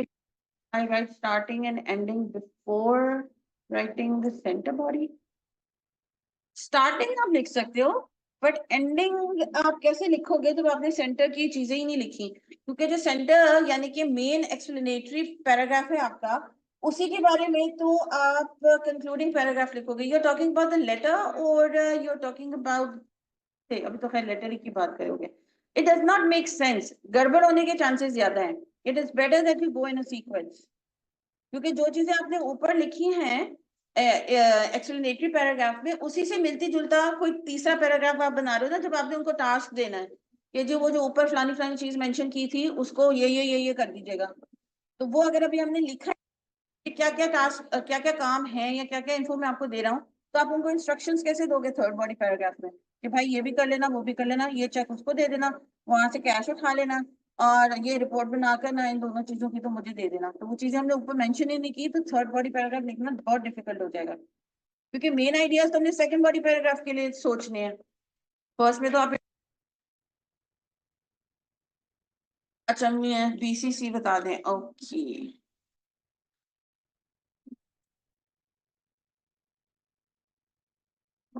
Laiba आप कल थी प्रेजेंट? बीसीसी बेटा ईमेल में होता है सिर्फ, इसका मतलब होता है ब्लाइंड कार्बन कॉपी। बीसीसी इसका ब्लाइंड कार्बन कॉपी का, यानी कि कार्बन कॉपी वो चीज होती है कि जो हम चीज किसी को भेज रहे हैं वो एज इट इज हम किसी और को भी दे रहे हैं, वो आपकी सीधा सीधा कार्बन कॉपी हो जाता है। में भी हो सकता है, वो इनवॉइसेस वगैरह में भी हो सकता है, किसी भी पेज के नीचे भी आप वो ब्लू पेज रखो, जो आप ऊपर लिख रहे हो वो आपका थर्ड पेज पे आ जाएगा, फर्स्ट पेज आप रखो, थर्ड पेज मुझे दे दो। जरूरी नहीं कि वो सिर्फ रिसीव और इनवॉइस की आपकी बुक होती है। कोई भी चीज आप जो कर रहे हो वो आपने carbon copy as it is किसी को सेंड कर दी, वो तो आपकी कार्बन कॉपी होगी, और आपको भी पता है और उनको भी पता है कि ये चीज मुझे भी मिली है और आपने मुझे दी है। का ब्लाइंड कार्बन कॉपी वही चीज आप किसी को सेंड कर रहे होते हो, लेकिन छुप कर सेंड कर रहे होते हो इन अ वे कि अगर आपने 4 लोगों को कोई चीज भेजी है या शेयर की है, तो जो 3 लोग हैं उनको तो पता है कि हमें मिली है ये तीनों चीजें, चौथे का उनको नहीं पता होगा, क्योंकि उस चौथे वाले को आपने ब्लाइंड कार्बन कॉपी में रखा था छुपा कर। वो उन एबीसी को नहीं पता कि आपने डी को भी ईमेल भेजी है। एबीसी ये समझ रहे हैं कि बस मुझे ही, हम तीनों को ही ईमेल आई है, क्योंकि वो ईमेल आईडी पे एबीसी का ईमेल आईडी सिर्फ नजर आ रहा है। तो मुझे पता है अगर मैं रिसीवर हूँ, अच्छा ये ए को भी गई है, बी को भी गई है, सी को भी गई है, चलो ठीक है, और मुझको भी आई है। लेकिन अब वो डी में किसी को चली गई है वो, मगर डी में जिसको गई है उसको पता होगा कि ए बी और सी को भी ये ईमेल गई है। एक सेकेंड, आई कल बैक टू योर क्वेश्चन। जी बेटा, बीसीसी और सीसी हम जब लिखेंगे ये ऑप्शनल होता है, जब आपके टॉपिक में मेंशन होगा ईमेल के कि आपने ईमेल लिखनी है फलाने बंदे को, तो आप फॉर्म में फलाना बंदा हो गया 2 में, और साथ में उन्होंने कह दिया कि ये ईमेल फलाने बंदे को सीसी कर दें, तो हम सीसी की ऑप्शन डालेंगे। और अगर खुदा ना खास्ता उन्होंने ये भी दे दिया है कि जिस फलाने बंदे को बीसीसी भी रखें, तो फिर हम उन फलाने बंदे को बीसीसी की ऑप्शन बनाकर डालेंगे। अगर हमें टॉपिक में सिर्फ ये है कि जी किसी एक इंसान को ईमेल कर रही हूँ, बस उसमें मैं हूं और वो है, दो रिसीवर और एक सेंडर है, बाकी हमने किसी को उस ईमेल की कॉपियां भेजनी ही नहीं है, तो ऐसे में ना सीसी डलेगा ना बीसीसी डलेगा। अगर हमें इंस्ट्रक्शंस दी गई हैं तो हमने करना है। अब अगर मैं फिलहाल आपको ही एक for the sake of task दूं कि बेटा मेरा ये ईमेल आईडी है, मुझे जरा ईमेल करें, हेलो हाय, और साथ में जो है ना वो सब मुबशिर को भी कर दें, उनका भी ईमेल आईडी मैं आपको दे दूं, तो आप ईमेल आईडी मुखातिब मुझे करोगे, एड्रेस के अंदर डियर में सादिया लिखोगे, साथ में सीसी से मुबशिर को करो, क्योंकि मैंने आपको कहा है तो एड्रेस ही मैं होंगी, और सर मुबशर जो है वो आपकी सीसी। लेकिन अगर मैंने कहा कि बेटा ये मेरा ईमेल आईडी है, मुझे जरा हेलो आई की ईमेल भेजना ताकि मुझे पता ईमेल यूज करनी आती है कि नहीं आती, बस मैंने कोई कहा किसी को सीसी और बीसीसी करने को, तो इसका मतलब है कि जो कहा गया है इंस्ट्रक्शन में बस वो आपने पेपर वाले दिन वही करनी है, क्योंकि बीसीसी और सीसी ऑप्शनल है। Same is the case with memo. अगर आपको कहा गया है कि आपने मेमो लिखने के साथ साथ सीसी फलाने बंदे को करना है, तो आप मेमो में सीसी फलाने बंदे का नाम लिखोगे, और आगे सिर्फ एक रिसीवर और एक जो है वो सेंडर है और मेमो लिख दो, तो दैट इज इट, उसमें कोई सीसी नहीं आएगा, क्योंकि मेमो में भी सीसी ऑप्शनल होता है। आई होप कि क्लियर हुई होगी बात। सॉरी, इधर से कोई क्वेश्चन आया था इनवॉइस में, वो उनके पास जो ऊपर वाला पेज होता है मेरे ख्याल से वो खुद वाला जो है ना वो हमें उसकी कॉपी काइंड ऑफ वो आपको, तो वो कार्बन कॉपी होगी है ना, क्योंकि कार्बन पेपर से जो कॉपी निकली है वो हमें मिलती है, ओरिजिनल वाले वो ऊपर वाला जो होता है अपना इनवॉइस बॉक्स बुक का वो अपने पास ही रखते हैं।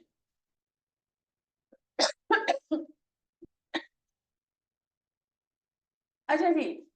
अभी हम बिजनेस रिपोर्ट करने लगे हैं, मैं बैठ नहीं सकती वरना फिर आपको मेरी शक्ल नजर नहीं आएगी। ओके, थर्ड चैप्टर बुक में आज जी जी।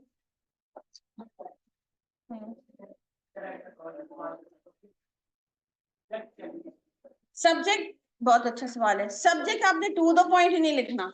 सब्जेक्ट भी आपका थोड़ा सा ऐसा होना चाहिए कि कुछ खबर आप दे रहे हो कुछ खबर आप नहीं दे रहे हो, क्योंकि आपको याद है कि मैंने आपको बताया था सब्जेक्ट लाइन को हम इंट्रो के पैराग्राफ में कन्वर्ट करते हैं, जो सब्जेक्ट लाइन में होता है उसी को हम बढ़ाकर अपना इंट्रो बनाते हैं। तो same is the case with indirect. अच्छा क्वेश्चन है कि इनडायरेक्ट में भी, क्योंकि अभी हमने फर्स्ट बॉडी पैराग्राफ जो बनाना है, हम सीधा सीधा तो नहीं ना बता रहे कि बुरी खबर है, हम बफरिंग कर रहे हैं, कुछ उनको हौसला दे रहे हैं, तो इस वजह से हम सब्जेक्ट लाइन भी अपनी टू द पॉइंट नहीं बनाएंगे कि जी हमसे आपसे नुकसान हो गया है कि we need 5 lakh rupees extra. हमने इस तरह का बनाना है कि उनको ये फील आए कि हाँ कुछ गड़बड़ है, मगर क्या है, और ये भी हो सकती है, उनको एम्बिग्यूटी के अंदर डाल दो कि ये हो भी सकती है और नहीं भी हो सकती। जब वो बफरिंग का पढ़ेंगे और नीचे जाएंगे तो फिर उनको आइडिया हो जाएगा ओके ये था। तो आपने टू द पॉइंट अगर सब्जेक्ट में बता दे तो फिर बफरिंग करने का फायदा, खबर तो बताना पड़ता, हमने उनको हार्ट अटैक तो दे ही दिया ना सब्जेक्ट के अंदर। तो सब्जेक्ट लाइन को भी ये इनडायरेक्ट वाले एलिमेंट में बहुत केयरफुली आपने डिजाइन करना है कि आप कुछ बता भी रहे हो और आप कुछ नहीं भी बता रहे हो उनको। अच्छा क्वेश्चन था बहुत। अच्छा जी, coming to the third chapter that is business report. Books में मैंने पहले भी मेंशन किया था बेटा, आप लोगों की लॉन्ग रिपोर्ट है, लॉन्ग रिपोर्ट करिकुलम के हवाले से बहुत क्विकली इसको पढ़ेंगे ताकि आप लोगों को पता हो कि जब ऑफिस वगैरह में काम करोगे इंशाल्लाह तो लॉन्ग रिपोर्ट क्या होती है और उसको कैसे बनाते हैं, उसके कितने सेक्शंस होते हैं, और ये भी वेरी करता है। ठीक है, ये जो है ना वो ऐसा कोई स्ट्रिक्ट चीज नहीं है कि इसके अंदर यही चीजें होती हैं, इसके स्टेप्स में थोड़ी बहुत ही ऊपर नीचे चीजें भी होती है। तरफ से हमें ये दिया गया है तो हम इसी को फॉलो करें। इसमें कुछ एडिशन और कुछ सब्ट्रैक्शन सेक्शंस में हो सकती है। अच्छा जी, अब वो आपको देंगे शॉर्ट रिपोर्ट जो कि हम इस सेशन के एंड में करेंगे। रिपोर्ट क्या होती है, कुछ आइडिया है? इंफॉर्मेशन और गुड है, वो भी हमें इन्फॉर्म कर रहे हैं। और वो डॉक्टर कब बना के देते हैं? आप आए हो उनके पास, आपको देखा है और रिपोर्ट बना दी। एग्जैक्टली, एग्जामिन करेंगे, इन्वेस्टिगेशन करेंगे, छान फटक जिसको उर्दू में शायद या पंजाबी में बोलते हैं, वो कर कुर के फिर हाथ में जो इंफॉर्मेशन निकलती है वो आपकी रिपोर्ट होती है। स्ट्रेट अवे आप किसी को रिपोर्ट नहीं बना के दे सकते हो। You need to do some kind of work before making a report. जैसे बॉसेस वगैरह या ड्रामों में सुना होगा ना, ये रिपोर्ट मेरी टेबल तक कल सुबह तक पहुंच जानी चाहिए। कौन सी रिपोर्ट? जो काम टास्क उनको कहा गया था जाओ करो, और उसके ऊपर उस जो काम को डॉक्यूमेंट की शक्ल दो। कभी कभी आप अपनी ओरल प्रेजेंट भी कर सकते हो रिपोर्ट को, लेकिन यहाँ हम राइटिंग वाली बात करेंगे। जी आए हैं, जैसे अगर मैं बात करूँ न्यूज चैनल्स की, न्यूज चैनल्स में रिपोर्टर्स नहीं होते, वो हमें क्या लिख के दे रहे होते हैं, घर घर जाकर अपनी जो भी उन्होंने पूरे दिन में किया होता है, तो वो क्या हो रहा है, लाइव हमें ओरल बता रहे हैं, हमें रिपोर्टिंग कर रहे हैं। तो ओरल रिपोर्टिंग यहाँ, क्योंकि हमारा बिजनेस राइटिंग है, तो इस वजह से हम बार बार राइटिंग के ऊपर ज्यादा फोकस करें। तो वो क्या होता है, इन्फॉर्मेशन की, जी आज फ्यूल की प्राइस थी, आज जो है ना वो बड़ी ईद बकरा ईद है, तो ये गाय इतनी की मिल रही है एंड ऑल दैट। तो वो जाके लोगों से क्या पूछ रहे हैं, उनकी राय ले रहे हैं, उनकी इन्फॉर्मेशन ले रहे हैं, इन्वेस्टिगेशन कर रहे हैं कि आया ये बात ठीक है या नहीं ठीक है। फिर जाकर हमें एज एन ऑडियंस, जो हम यहाँ घर बैठे देख रहे हैं, उसके ऊपर जाके वो हमें फिर खबरें सुना रहे होते हैं, बता रहे होते हैं। क्या अपनी मर्जी से कोई कह सकता है खुदा ना खास्ता रुपये की वैल्यू गिर गई है या बढ़ गई है, स्टॉक एक्सचेंज वहां चला गया या स्टॉक एक्सचेंज यहाँ चला गया, या जी हमारे जो है वो पॉलिटिशियंस चेंज हो गए, अपने पास से कोई रिपोर्ट कर सकता है जब तक कि उसके पीछे बैक हैंड पे कोई काम नहीं किया हुआ होगा। तो सेम इज द केस, जब रिटन रिपोर्ट है तो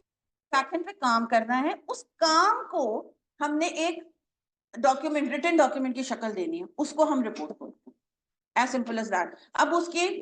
तरीके या स्टाइल या लेआउट कह लो या पैटर्न कह लो, वो डिफरेंट हो सकते हैं, लेकिन मकसद वही है। वो शॉर्ट भी हो सकती है, वो लॉन्ग भी हो सकती है, वो लेटर की शक्ल में भी हो सकती है, वो मेमो की शक्ल में भी हो सकती है, वो प्रोजेक्ट की शक्ल में भी, सॉरी, लेकिन काम वही होगा कि आपने कोई काम किया है, उसको आप अपना एक डॉक्यूमेंट की शक्ल दे बना रहे हो और अगले बंदे को दे रहे हो। वो 2 पेज की भी हो सकती है, 1 पेज की भी हो सकती है, और वो 100, 50, 1000 पेज की भी, जैसे आप लोगों की एनालिटिकल रिपोर्ट्स होती हैं, सालाना रिपोर्ट्स, एनुअल रिपोर्ट्स। तो वो आप समझो किसी ऑर्गेनाइजेशन की अगर एनुअल रिपोर्ट निकल रही है, तो वो कितना मोटा फाइल होगी, वो कोई 4-5 पेजेस की। तो वो डिपेंड करता है कि आपकी सिचुएशन क्या है जिसके ऊपर आप रिपोर्ट बना रहे हो।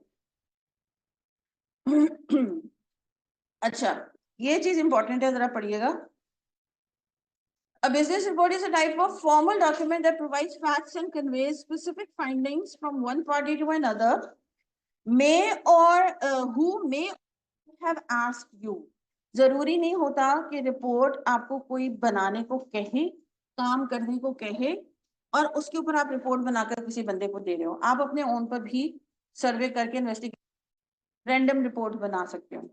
यूजुअली ऑफिस के अंदर तो कहा जाता है, लेकिन सिर्फ आपको कहा जाए कोई काम करने को और उसके ऊपर आपने डॉक्यूमेंट बनाना है, ये लाजमी नहीं होता रिपोर्ट राइटिंग के लिए। एग्जाम्पल मैं एक आपको दूं, सॉरी,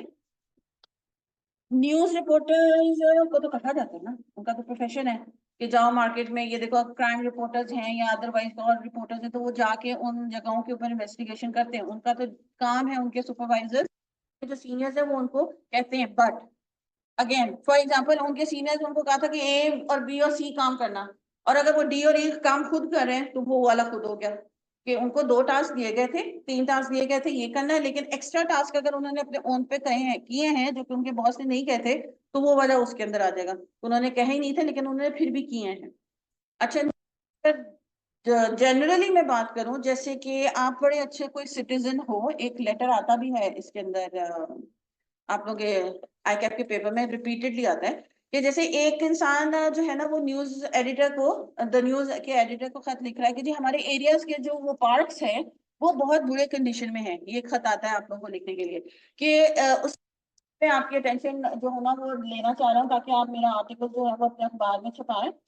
छापें, या ऑथराइज लोगों को जो है ना अप्रोच करें ताकि ये हमारे एरिया के पार्क्स की हालत को बेहतर करें। तो अब उसको घर बैठे को पता नहीं चला होगा कि पार्क्स गलत है, खराब है। जारी बात है, वो गया होगा, जाता होगा पार्क, एक पार्क उसने देखा कि गलत है, दूसरे में जाके देखा, तीसरे में जो एरिया के उसके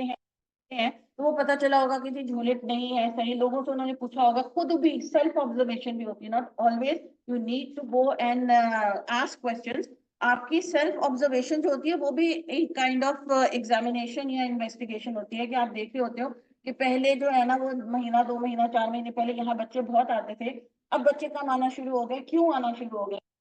खुले टूटना शुरू हो गए हैं, घास जो है वो बड़ी गंदी होती है, पानी का सिस्टम बड़ा गंदा है, पानी खड़ा रहता है जब बारिश होती है।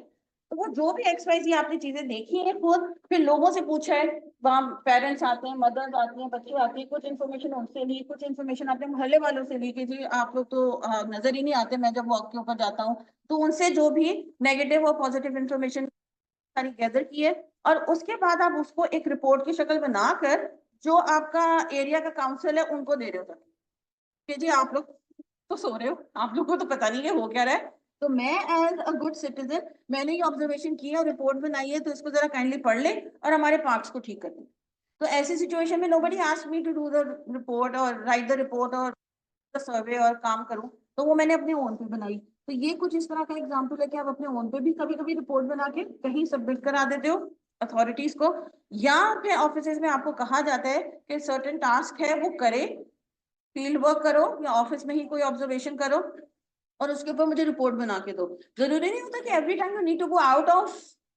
द हाउस, जिसको कहते हैं ना फील्ड वर्क करने के लिए। अब अगर ऑफिस में एक बॉस आ रहा है, उन्होंने कोई ऑब्जर्वेशन की है, तो आपको किसी को जिम्मे लगा दिया है कि जी मैं ये देख रहा हूँ कि फलाना फलाना डिपार्टमेंट के जो लोग हैं ना वो नजर नहीं आते, बड़े लेट आ रहे हैं या नजर ही नहीं आते, तो जरा इसके ऊपर मुझे रिपोर्ट बना के दो या मुझे रिपोर्ट करो फॉर दैट मैटर। अब वो आपकी बनाने कहने वाले का आपसे क्या कह रहे हैं कि मुझे ओरल रिपोर्ट ही दे देना आकर मेरे ऑफिस में, या मुझे इसकी रिटन फॉर्म चाहिए, वो आपकी जो है ना नौयत पे और सिचुएशन पे डिपेंड करता है। तो फिर ये क्या करेंगे, फील्ड में वर्क में तो नहीं जाएंगे ना, बाहर तो नहीं जाएंगे, वो तो अपना ऑब्जर्वेशन ही करेंगे कि जो लोग टाइम पर आ रहे हैं उनसे पूछेंगे ये फलाने डिपार्टमेंट में वो फलाना बंदा कब तक आता है, अच्छा जो खुद भी सेल्फ ऑब्जर्वेशन की उन्होंने, वो सारी इन्फॉर्मेशन लेके रिटन फॉर्म में जैसा भी बॉस ने मांगा होगा वो आप उनको प्रेजेंट कर दोगे कि सर ये 2 दिन 3 दिन 4 दिन मैंने, या ओवर द वीकेंड के बाद मैंने ये 5 दिन ऑब्जर्व किया है, ये लगा है कि फलाना बंदा जो आ जाता है, फलाने बंदे नहीं आते हैं, फलाने बंदे तो 3 दिन से आ ही नहीं रहे। जो इन्फॉर्मेशन आपके हाथ लगेगी वो आपने अपने बॉस को देनी है। जिम्मेदारी वाला काम होता है बहुत ज्यादा, आगे जाके आप देखोगे अभी कि एथिकल आपने कि अगर कोई जानने वाला कोई दोस्त कोई कजन काम करता है साथ में वो लेट आता है, तो आपने वो इन्फॉर्मेशन छुपानी नहीं है। जो फैक्ट्स एंड फिगर्स इन्वेस्टिगेशन करते हुए, एग्जामिनेशन करते हुए, सर्वे करते हुए, फील्ड वर्क करते हुए आपके हाथ लगता है इंफॉर्मेशन, जो डेटा हमने ट्रूथफुली उसको एज इट इज प्रेजेंट करना होता है, चाहे वो आपके फेवर में हो, चाहे आप favor में हो ना हो, whatever facts you find you have to put it in your report, may that be oral or written। तो ये ethical concerns बहुत ज्यादा होते हैं इसके अंदर कि आपने इधर से उधर और उधर से इधर नहीं करना, ना नेग्लिजेंस दिखानी है, ना ये नहीं कि बदयानती खुदा न खास्ता है, नेग्लिजेंस भी हम नहीं दिखा सकते क्योंकि आपको एक इंपॉर्टेंट टास्क किसी ने दिया है, कुछ आपको समझा है, रिपोर्ट के लिए उन्होंने आपको ना सेलेक्ट किया है, तो काइंड ऑफ जिम्मेदारी वाला काम है, तो आपको नेग्लिजेंट नहीं होना है और दूसरा बाइसनेस नहीं दिखानी कि इसको रहने देते हैं, ये फीमेल्स हैं, उनका कोई मजबूरी होगी, ये लेट आते हैं, क्या पता उनकी मजबूरी ना हो और आप उनको फेवर कर रहे हो, तो वो फेवरेटिज्म नहीं होना चाहिए, बाइसनेस नहीं होना चाहिए। और आपने जो भी फैक्ट्स एंड फिगर्स आप वो आपके सामने रखने, एक तो एथिकल कंसर्न्स है, और दूसरा ये कि कल को अगर आपके बारे में पता चलता है कि जी आपने रिपोर्ट बनाई थी और आपको तो पता था कि ये साहब नहीं आते, तो आपने रिपोर्ट में मेंशन क्यों नहीं किया, आपके ऊपर ही इंक्वायरी बैठ सकती है। तो it is better to save yourself as well as be truthful in the first place, ताकि आगे जाके गड़बड़ ना हो। We still have 15 minutes। जो लॉन्ग रिपोर्ट आपकी होती है उसके भी सेक्शंस होते हैं, जो शॉर्ट रिपोर्ट होगी उसके भी सेक्शंस होंगे। अभी तक हमने जो लेटर राइटिंग की है, जितनी भी क्लास के अंदर क्लास वर्क किया है, उसमें हमने किसी चीज की हेडिंग तो नहीं दी थी, इन द सेंस कि इंट्रो की हेडिंग दियो, बॉडी पैराग्राफ्स की हेडिंग दियो, कंक्लूजन की हेडिंग दियो, तो नहीं था, या था?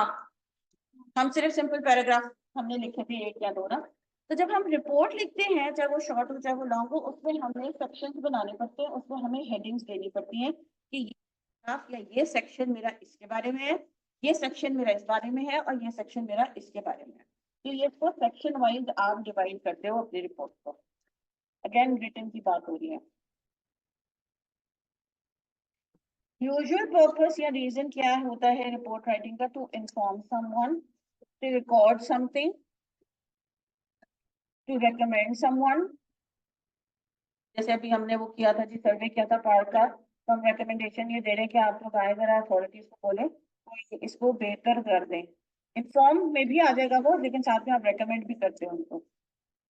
Okay, to provide evidence for the basic business idea. आपकी रिपोर्ट इसलिए भी बनती है कि अगर आपने किसी को बिजनेस आइडिया अचानक, अब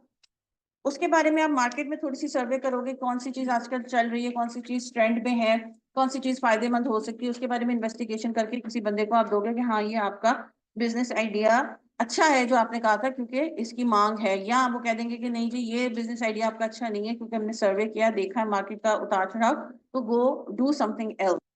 पे भी रिपोर्ट आपकी बन सकती है। तो गिव अ सर्विस और प्रोडक्ट इंफॉर्मेशन टू क्लाइंट। जरूरी नहीं होता कि आप अपना जो वो आइडा वाली चीज बना रहे हो वो आपका सिर्फ ईमेल या लेटर में हो, आपकी रिपोर्ट की शक्ल में भी होता है कि आपके पोटेंशियल क्लाइंट हैं ऑलरेडी, सॉरी पोटेंशियल नहीं, आपके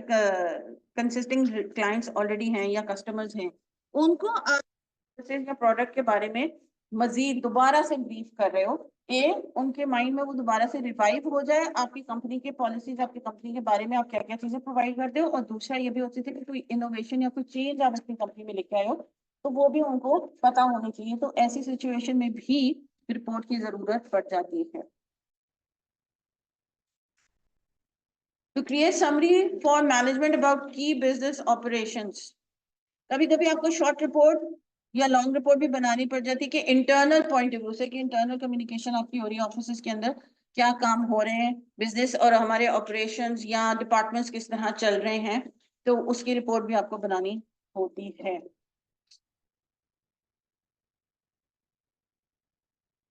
आपकी रिपोर्ट अच्छी कैसी हो सकती है, चाहे लॉन्ग हो, चाहे शॉर्ट हो, चाहे ओरल हो, चाहे रिटन हो?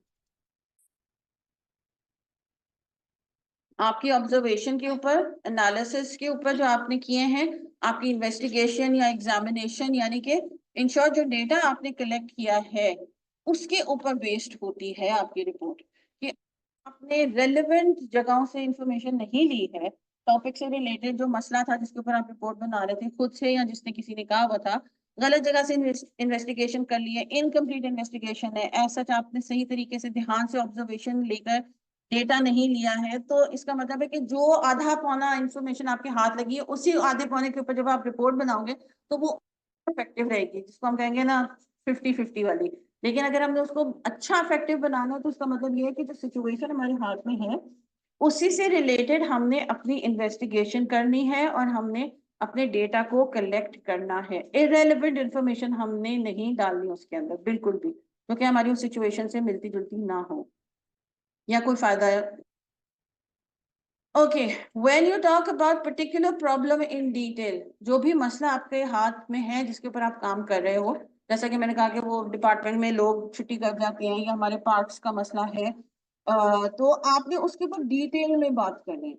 ताकि अगला बंदा पढ़कर कोई एक्शन लेने का सोचे, तो ना कि वो ये कहे कि अच्छा सामने आके फलाने बंदे जाके अब इसके ऊपर दोबारा इन्वेस्टिगेशन करो, क्योंकि यहाँ चीज तो समझ में आ रही है लेकिन उन्होंने डिटेल इन्फॉर्मेशन ही नहीं दी।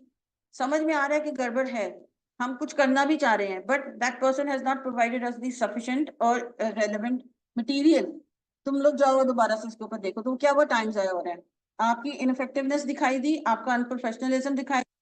एफर्ट्स यस आपकी दिखाई दे रही है कि आपने कोई काम किया है, लेकिन वो उतना इफेक्टिव नहीं था जितना होना चाहिए था। आपके इस काम को किसी और टीम ने जाकर दोबारा से सर्वे करके वो बनाना पड़ेगा। इसका मतलब है कि आपकी एफर्ट एज सच अप्रिशिएबल नहीं होगी कि हाँ तुमने काम तो अच्छा किया था, ठीक है, तुमने चीज फलानी पॉइंट आउट की थी बट तरीके से नहीं की थी, मुझे दोबारा उन लोगों को भेजना पड़ा, तो वो आप एक अनप्रोफेशनल उसमें। तो आपकी जो भी प्रॉब्लम इन हैंड है उसको डिटेल में डिस्कस करना है, आपने डिटेल में बताना है, डिटेल में समझो कि उसकी इंफॉर्मेशन मैक्सिमम आपने डिग आउट करनी है, मैक्सिमम जितनी मिल सके relevant, prepared in unbiased manner. ये मैं आपको बता चुकी हूँ, कोई फेवरेटिज्म हमने नहीं करना होता बिल्कुल भी, और किसी का फायदा क्वेश्चन में नहीं करते जाके आपको पता हो कि अभी या लॉन्ग रन में मेरा खुद का नुकसान हो सकता है या हमारे डिपार्टमेंट का या हमारे ऑफिस का। रादर देन दैट उन लोगों को या उस इंसान को समझाओ कि भाई आप सीधे हो जाओ, I'm not going to do that what you're asking me to do। आपने कहना आप जाके खुद ही बॉस को कह दो, किसी के लिए अपने आप को प्रॉब्लम में नहीं डालते हैं unnecessarily। अच्छा, these are certain types of in your book कि आपको पता होनी चाहिए कि ये आपकी हैं, और उन्होंने दो दो तीन तीन लाइनों की इसमें ब्रीफ जो है ना वो डिस्क्रिप्शन भी दी हुई है उनकी। ये आप लोगों ने खुद ही बाद में देखनी है, पेपर से इसका कोई लेना देना नहीं है। ये पता होना चाहिए कितनी टाइप्स ऑफ रिपोर्ट्स होती हैं।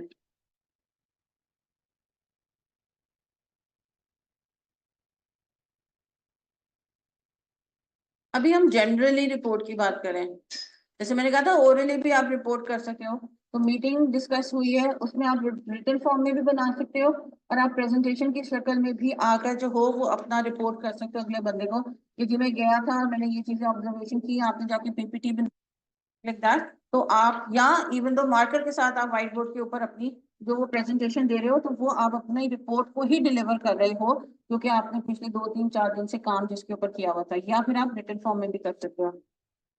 Follow up with a meeting to discuss previous sent report. अब ये रिपोर्ट क्योंकि हमारी रिटन फॉर्म में हम बात कर रहे हैं कि राइटिंग है हमारा बिजनेस राइटिंग, तो हमारी रिपोर्ट भी होती है। जैसे आप बड़ी ऑर्गेनाइजेशन में देखो कि वो जो सालाना रिपोर्ट्स बनती हैं 6 महीने में जो रिपोर्ट्स बनती हैं वो पड़ी हुई होती हैं। तो वो अब अगला साल चढ़ा है, जैसे 2023-24 हो गया, अब आएगा 2024-25 आ गया। तो वो पिछली रिपोर्ट भी आप मंगवा सकते हो कि जो हमने जो पिछली वाली रिपोर्ट फलाने उसके ऊपर बनाई थी, जरा वो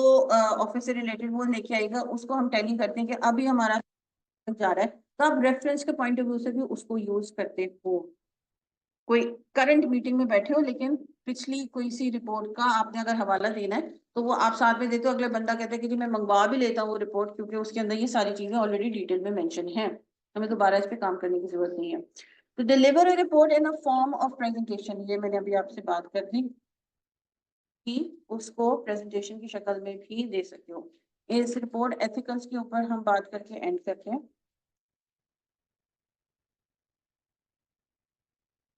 मैनिपुलेटिव लैंग्वेज आपकी नहीं होनी चाहिए कि आप अगले बंदे को जो हो वो अपनी बातों में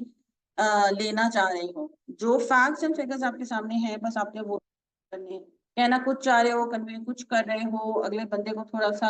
उस पाथ से हटाना चाह रहे हो, मगर मुझे इन्फॉर्मेशन भी डालनी है। कुछ इस तरह की लैंग्वेज यूज ना हो कि अगला बंदा कंफ्यूज भी हो जाए। मिसिंग इन्फॉर्मेशन, कभी कभी हम ये, मैंने कहा था ना कि आपकी नीयत साफ होती है, आप बाय नेचर जरा से लेजी और ढीले ढाले होते हो तो इग्नोरेंट हो गए, इन्फॉर्मेशन नहीं भी डाली तो चलेगा, खैर है। इट्स नॉट दैट कि आपकी नीयत सही नहीं है, और कभी कभी दोनों चीजें होती है कि आपकी नीयत भी जानबूझकर आप चीज नहीं डाल रहे होते। तो you need to be careful कि ये जानबूझकर भी इंफॉर्मेशन मिसिंग नहीं होनी चाहिए। और अगर मुझे पता है एज एन इंडिविजुअल कि मेरे से गड़बड़ हो जाती है तो आपने अपने काम को 2 दफा नहीं चेक करना है कि जो मैंने आउटलाइन जो चीजें बनाई थी वो मैंने सारी इन्फॉर्मेशन डाली है, कहीं मिस तो नहीं होगी, क्योंकि मैं कर देता हूँ, नियत नहीं होती मेरी। तो किसी भी सूरत में आपकी इन्फॉर्मेशन इनकम्प्लीट नहीं होनी चाहिए। कोई भी इंपॉर्टेंट इंफॉर्मेशन को सप्रेस नहीं करना है कि इसको दबा, वर्ड यूज करते हैं ना उर्दू में, इस बात को दबा दो, वो चीज हम यहाँ नहीं कर सकते। You have to be ethical with the report, whatever you have in your hand you have to put it, चाहे वो जितना भी अच्छा हो, चाहे वो जिसको कहते हैं कड़वा सच भी अगर है तो you have to put it.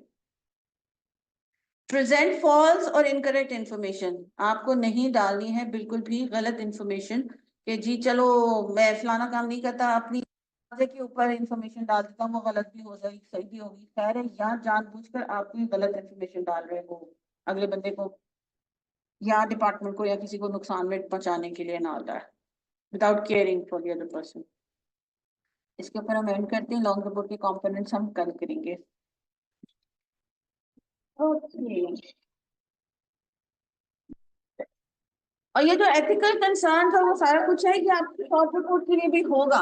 कि अगर आप शॉर्ट रिपोर्ट भी बना रहे हो, किसी को दे रहे हो 1 घंटे के काम के अंदर 2 घंटे के काम में, तो आपको वो इसी के माइंड में रखना है, तो मुझे सारा सच ही लिखना है, नॉट दैट कि वो लॉन्ग रिपोर्ट के लिए। ओके, हम स्टिल है, मूवी अभी खत्म नहीं हुई,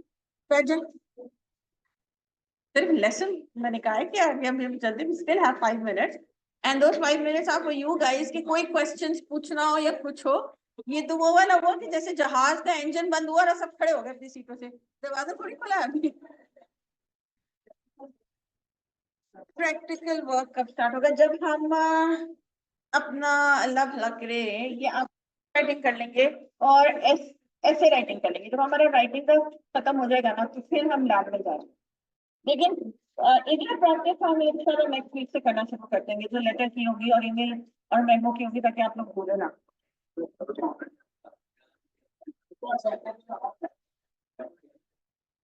हर फ्राइडे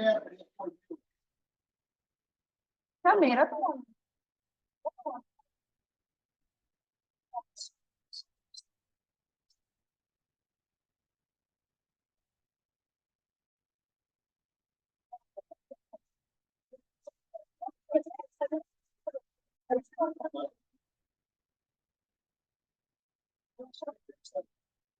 खाना तो बड़ा मुश्किल होता है।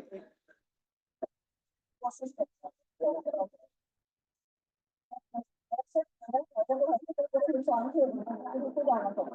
हाँ,